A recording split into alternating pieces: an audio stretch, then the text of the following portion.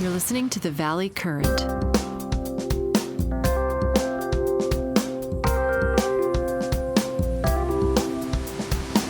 Welcome into the Valley Current. Michael Risch, Professor Michael Risch. You're in the middle of March Madness, which I think is a great time of year for you, right? Absolutely. And you have to reschedule your classes around the Friday events. Is that it? I had a makeup class scheduled right in the middle of the game. So I'm going to shorten class a little bit so we can go watch the game. And you'll just walk off to the court, right? Right there at the... No, once the tournament starts. They're playing in Pittsburgh. Oh, so my dean goes to all the games because it's like an alumni deal, but I don't go to the games. I got too much going on here. So what do you do? Watch on TV or what do you do? Yeah, I got to watch it. Yeah, my season tickets are over and now I got to watch on TV. I was hoping they'd be in the East region because the Sweet 16 is going to be in Philadelphia, but they're in the South region, so I can't get tickets. I mean, I could have gotten tickets, but I can't fly to Pittsburgh or San Antonio. I thought you were the associate dean and you got perks of office. Is that not true? I'm vice dean, but that is not a high enough level to get. Is that right? Tickets. I mean, I could have gotten tickets to go, but I'd have to fly there on my own dime. I have to pay for the tickets. And I also have to get the time off. And because I'm vice dean, I have to run the law school while the dean is at this thing. Oh, brother, there's no perks to this job. I thought the whole March Madness thing. The season tickets are a little bit of a perk, but even those I have to pay for. Well, wait a minute. Now they're seventh. Is that where they rank Villanova? I think in the AP poll they were sixth today. Nice. But they were the seventh seed in the tournament. That's still pretty good, right? They're number 2 seed, 7th overall. Right. So how many teams? Remind me. Yeah, that's very good. How many? 64 teams. It's a lot. Yeah. 68 teams with the play-in games. And on the women's side, where's the rank? They're 11th seed. Against the same 60-ish number? Yeah. But that means they're like 44th. Wow. Okay. Interesting. 44th overall. So the topic today is about whether the Northern District of California federal bench has become anti-patent. And I sent you the latest ruling that everyone is buzzing about. I don't know why you say become. I mean, I thought this was conventional wisdom from years ago. Right. Well, maybe it's now playing out in a way that's pretty obvious and repetitive because obviously there's big venue fights all the time when a case gets filed in Texas. Doesn't even matter where in Texas anymore. East Texas, West Texas, North Texas. It's the same view, which is anything in Texas is dangerous. And if you're a defendant, making the venue motion is like a strategic part of the entire game. Well, yeah, absolutely. Well, I wrote a paper about venue where we studied this. And in that, we recognized that the final outcomes are actually not that much different between the districts, but you wind up getting key rulings earlier in the Northern District of California and in the Central District. You're much less likely to get to trial. Right. People are fond of saying that in other districts, the judges will do things like a Markman hearing on the interpretation of a patent claim right before the trial, like in the pre-trial conference almost, whereas in Northern District, that's like its own little separate proceeding that sometimes takes place years before the actual trial even gets scheduled or years before the pre-trial conference. And literally a lot of dispositions happen, whether by settlement or otherwise, right after the Markman hearing, depending on what the interpretation was that was given by the judge in the Markman hearing. And it almost creates this bifurcated approach among the federal districts. And that's kind of what you're pointing to, right? Yeah, a little bit. It's not just that. It's how quickly you hear and rule on summary judgment motions, right? There are people who've studied these things, right, and argued that the procedures are different. I mean, does that make any sense to you when you think about the goal of uniformity in patent litigation and the one existing federal circuit? Does it make any sense to you that we have such great variation among and between the districts, or you don't think there's variation? Well, you want uniformity in the law Right. I mean, the reason you raise a good point. They created the Federal Circuit because whether or not you could win a patent case used to depend on what circuit you filed in. Now the argument is that's still true, although I'm not sure it's still true because you still got to go to the Federal Circuit if you lose or win in these places. And also winning and losing depends a lot on whether you have to settle. And whether you settle or not depends a lot on the procedures of the court you're in. But I don't know that anybody's ever said you had to have uniformity among the district courts and their procedures. I mean, district courts have always done things different ways in a variety of cases. Right. It's just that patent, is high stakes and also got a national scope. I mean, to me, the interesting part of the case we're talking about, which is called Contour IP versus GoPro, is it brings Alice into another example of where there's both hardware and software. And a lot of people used to believe, well, if you have hardware, you don't have an Alice problem. But more and more, it's like, hey, if it's a software predominant piece of hardware, then you do or potentially do have an Alice problem, right? Yeah. I mean, this claim is barely hardware. I mean, it's like it's a camera and here's all the software on the camera, right? Yeah. More and more software is predominating the value add, right? That's the bigger thing. The software is a bigger and bigger part of everything. Right. They didn't claim a method, right? They claimed a thing that does a method, which, used to be verboten, but now it's like, well, we don't claim the method or a thing that does the method. We claim a thing that's configured to do the method, but it's all basically just functional claiming. And the courts are seeing through that. I don't think that California is the only court that is seeing through that these days. I mean, the Federal Circuit does as well. The question is where you draw the line. I mean, American Axle is still pending before the Supreme Court. They've called, reviews of the Solicitor General on this. That was a better vehicle than this case for that question. Right. American Axle, people really thought was a very extreme example of Alice applying to something very much hardware. That was a much more that case is much more favors the patent in this case, right? That case was about, a steering column where like part of the anti-vibration, I think, of the column was because it was shaped a particular way. And the court said, well, because the shape is, sort of an abstract idea, it's invalid. And taken to its extreme, then nothing is valid because everything is designed to do something, in an abstract or natural way. That's very different than what's going on in the GoPro case. That doesn't mean that, GoPro wouldn't have been found invalid in Texas. But I think even if you were in Eastern District of Texas and they upheld that patent, it'd still get reversed at the Federal Circuit, this particular one. You think it would have on subject matter grounds? This is like, it's like, yeah, I think so. I mean, it's like, the patent is basically record two streams and control the camera with the phone. It's not a particular way of doing it. There's no advance in the way of doing it. There's nothing disclosed in the patent where there's something new about how you record the two streams or how you get the stream to the thing. The central idea was, hey, wouldn't it be a good idea if we recorded a high resolution to the camera and sent a low resolution to the phone so that the people on the phone could control the camera. That's a really great idea.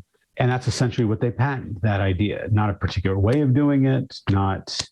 So your argument is way too generic and right within 101, because you've written against 101. You've written generally against 101. Well, I don't think, right. Under my view of 101, I wouldn't test it that way. I would test it for obviousness and enablement and written description. And I think it's not a good patent maybe for those reasons, but that requires you to look at the state of the prior art. That requires you to look at what's being taught by the patent, right? So I would address it that way, but I lost that argument. So if you are applying the laws as they are, not as I wish them to be, this is basically the idea of recording two streams and controlling with the camera. And it's a really terrific idea. The question is whether you're allowed to patent that idea or not, simply because you said, I'm going to do this idea in a camera. Right. Where else are you going to do the idea? Right. So you're saying, look, this is almost equivalent to an abstraction type of test for, in the copyright area, we call it idea versus expression. In the patent area, we call it what? Generic subject matter.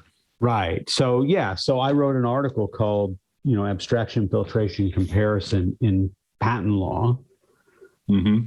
And, where I basically argue that if you're going to do Alice, one way to do it properly is to do this abstraction, filtration, and comparison. And, so that's what you're talking about, right? We abstract out what is it that's being claimed here.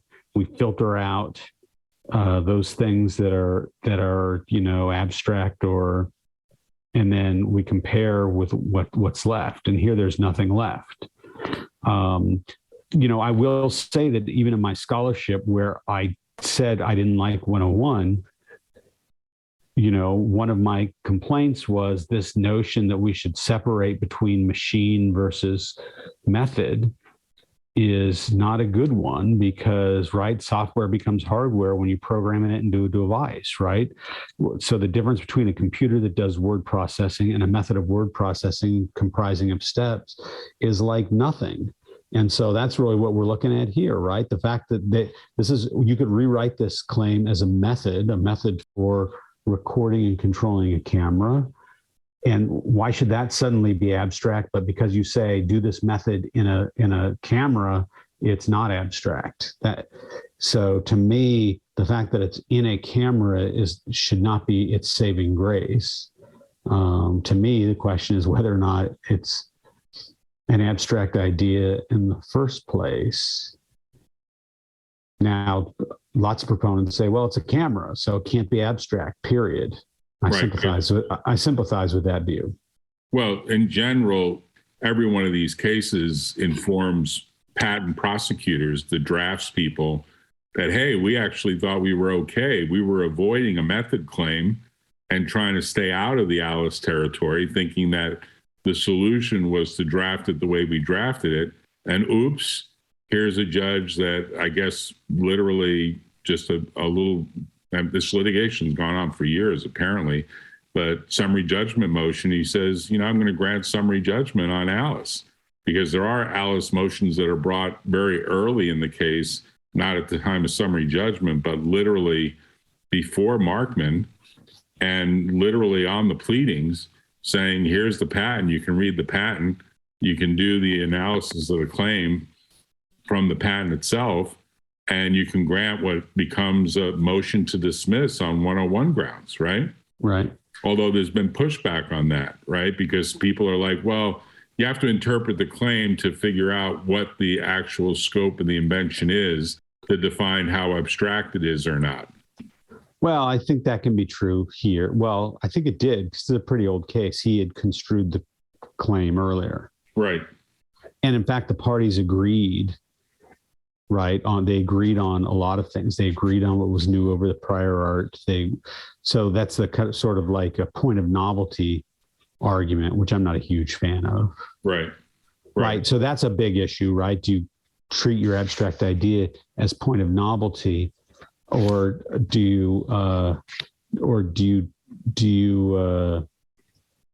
treat the abstract idea as the claim as a whole?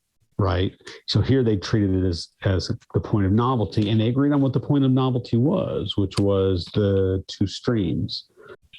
But they did, construe the claims. I think you should construe the claims because you can't tell whether something's abstract if you don't know what it actually is. I mean, do you think as you sit here today, there was a way to save this? I mean, do you imagine that there was some way to save the outcome if you look at the plaintiff's side of the case? Because they likely spent a lot of money getting as far as they got. Obviously, that's a big difference between being in Texas and being in Northern California. I think cases go a little faster, maybe a lot faster in Texas. No? Not under current law. My view is if you've got a thing that does something, it's basically a roll of the dice. So they rolled the dice here and lost. They're going to roll the dice again at the federal circuit and hope they can get a different outcome.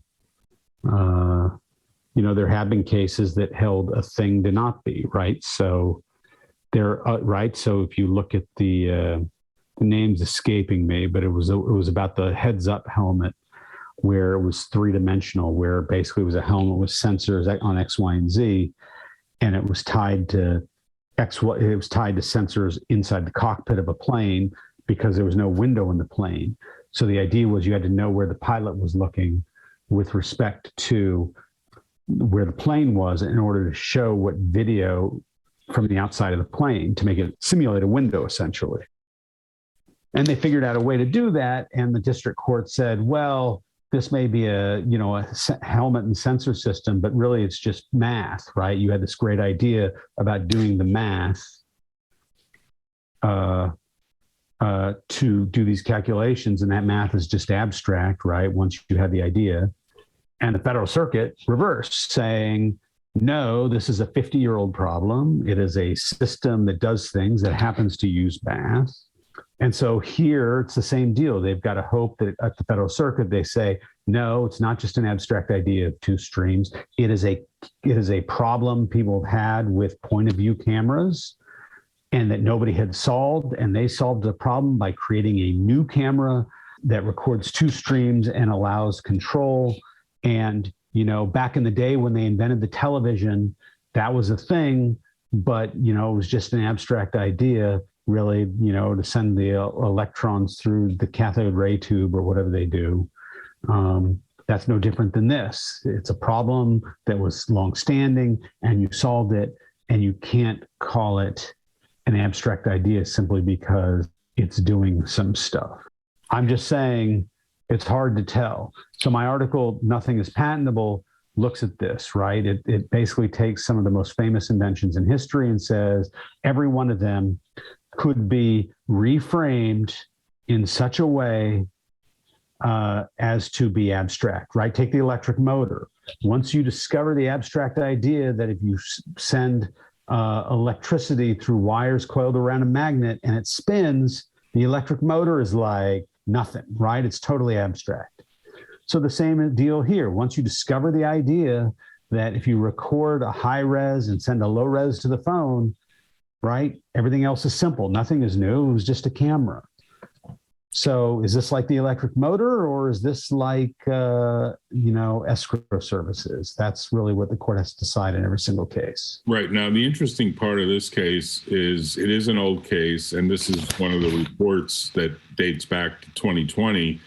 I think the U.S. court it's referring to is Judge Orrick in the Northern District, and these are the two patents, and the fact that they end in B2 numbers means they went through some sort of re-examination, right? Isn't that what? I believe so.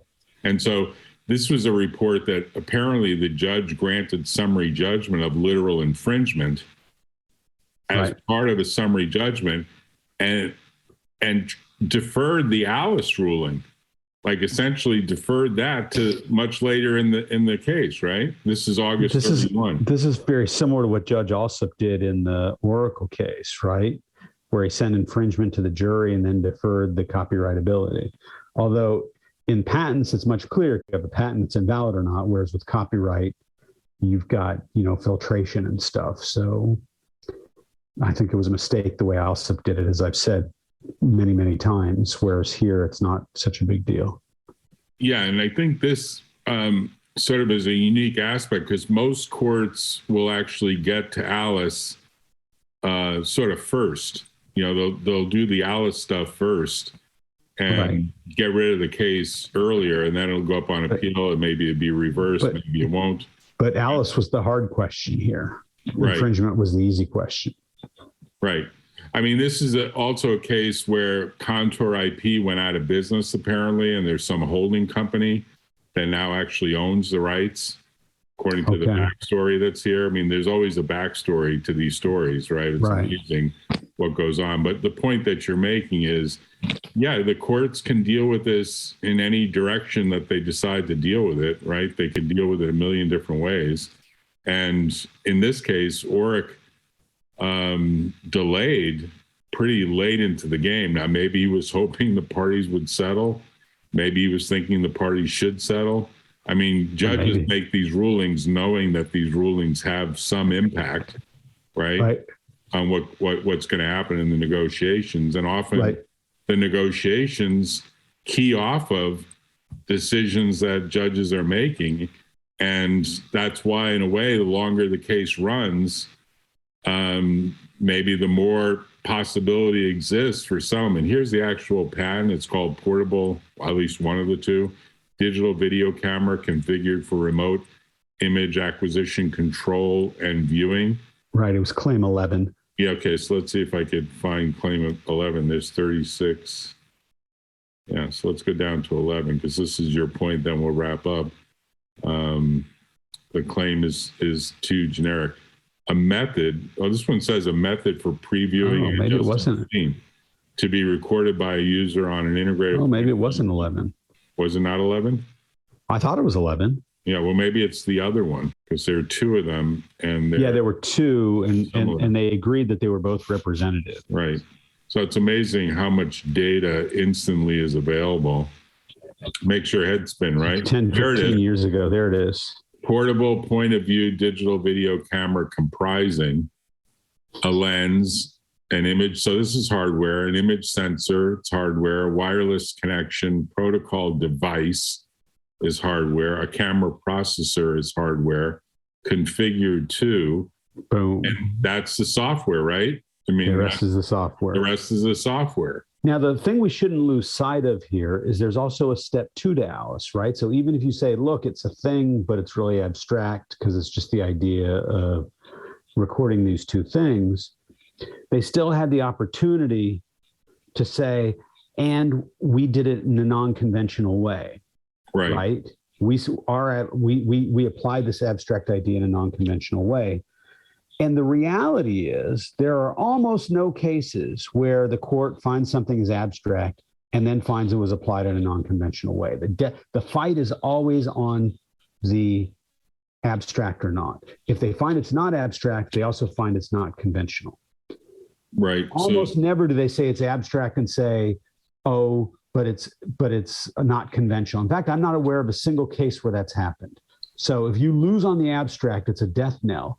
But arguably, this could be a vehicle where they say, look, sure, it's an abstract idea, but this was a long-standing problem. Nobody had figured it out, right? People were connecting to their phones, but nobody had figured out that you could like save two streams and control the camera with the low-res stream while also recording the high-res stream that was tied to it, that this was really unconventional and it was difficult to do.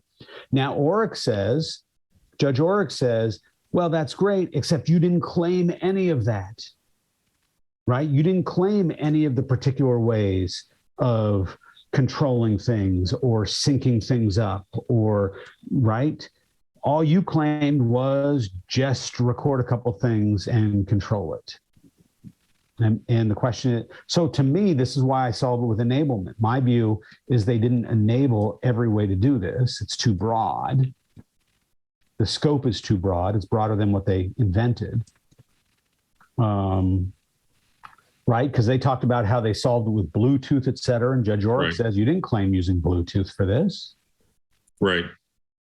So your point is that perhaps had the drafting actually anticipated the second part of Alice, anticipated that the first part of Alice challenge would be hurdled and they'd have to get into the non-conventionality and how there have been lots of failed attempts at getting this stuff to work, that maybe they could have written a claim that would have been narrower, because your point is the generic part is there for all competitors from a high level point of view. That's really what Alice is doing.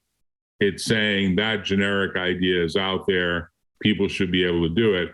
But if you have something that's really an unconventional approach that is relatively unique, I guess you'd say novel and non-obvious, that those are the hurdles effectively. Right. That means you hurdle this second stage of Alice that will save you like a safe harbor.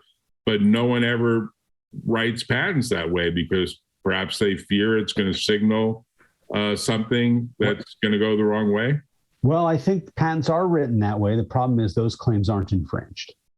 Oh, interesting. Okay. Right. So if you look down at some of the dependent patents, there's a lot more detail about the frame rates, about audio settings, right? It actually has some of the concrete specifics that take you out of the abstract idea.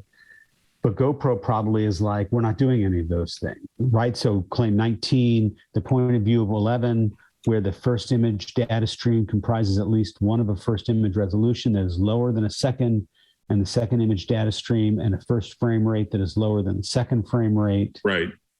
Right. So maybe they don't have a lower frame rate. Maybe they have the same frame rate, et cetera. So, and I don't know what more detail they have there. So that's one takeaway, right? So people are learning to write patents that show how they're improving the machine, et cetera. If you talk to prosecutors, right. The problem is those are often not infringed. It's only the broad one that happens to be infringed. Right. So going in, they probably realized all this and just said, look, we're going to take a shot on it. We're taking a shot on summary judgment of literal infringement, and then we'll deal with the Alice problem separately.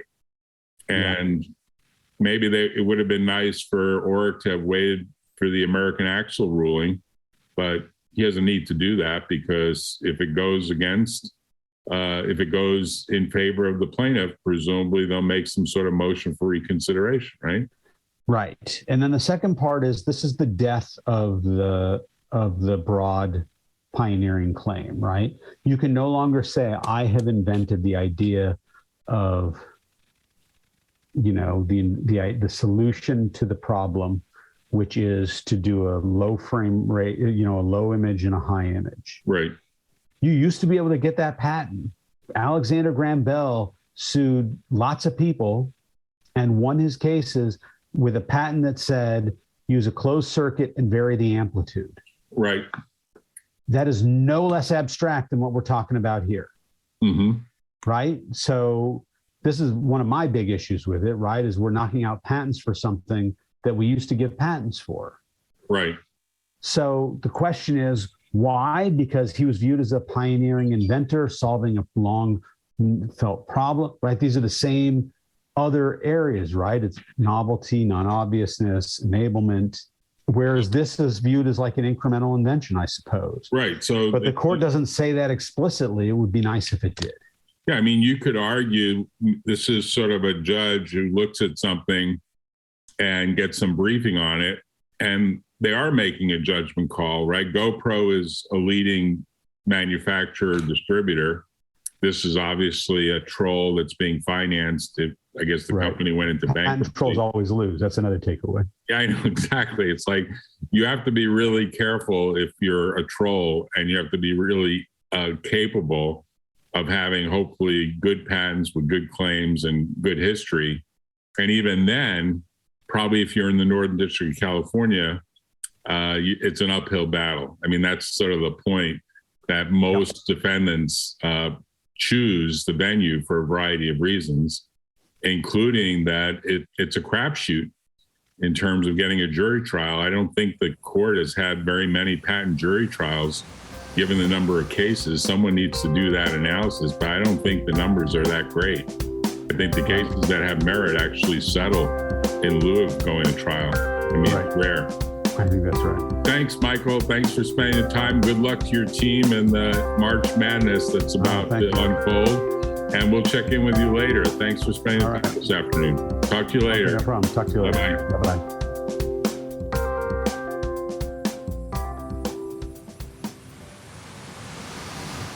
Tune in next time on The Valley Current.